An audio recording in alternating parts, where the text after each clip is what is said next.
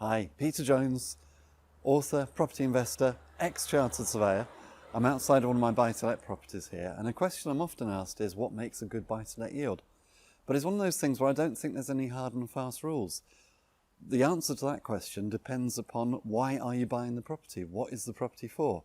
Because there's plenty of investors out there who perhaps they've got money in the bank, perhaps they're earning 0.5%, or if they're really lucky they're earning 1% on their money. And if they can buy a property, if they can put their money into something which they see as being a safe investment, and if they can perhaps get 5 or 6% on that, then they're very, very happy. I tend to look for properties which are yielding roughly on a gross yield basis, probably around about sort of 8%, but again, not a hard and fast rule, because what I'm looking for is a property which I can buy cheaply enough to be able to do a refurb, a simple refurb, add the value, create a margin, and then refinance and get all or most of my money back out.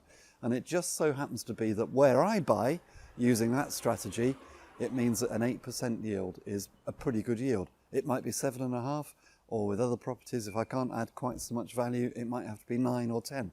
So no hard and fast rules.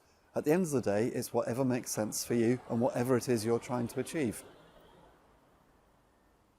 Until next time.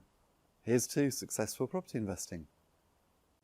And if you come over to my website, www.thepropertyteacher.co.uk, and click on Learning with Peter, you'll find all of the resources which I've created to help you to invest in property, including my home study course, the Successful Property Investors Strategy Workshop, in which I'll take you through how I created my property portfolio and my passive income, starting with literally none of my own money, but building a portfolio of £2 million worth of property in 4 years. Why none of my own money? Because I'd just been made redundant, and like many people in their 30s, as I was at the time, I didn't have any savings to fall back on. In the Successful Property Investors Strategy Workshop, I'm going to take you through everything which I did right and everything which I did wrong. Everything I did right so that you can copy it and do the same, and everything that I did wrong so that you can learn from my mistakes and make sure that you don't do it too. And in that way, hopefully you'll be able to achieve far more than I did, and far more quickly, and without all the wasted time, the wasted money, and the sleepless nights which I had to endure.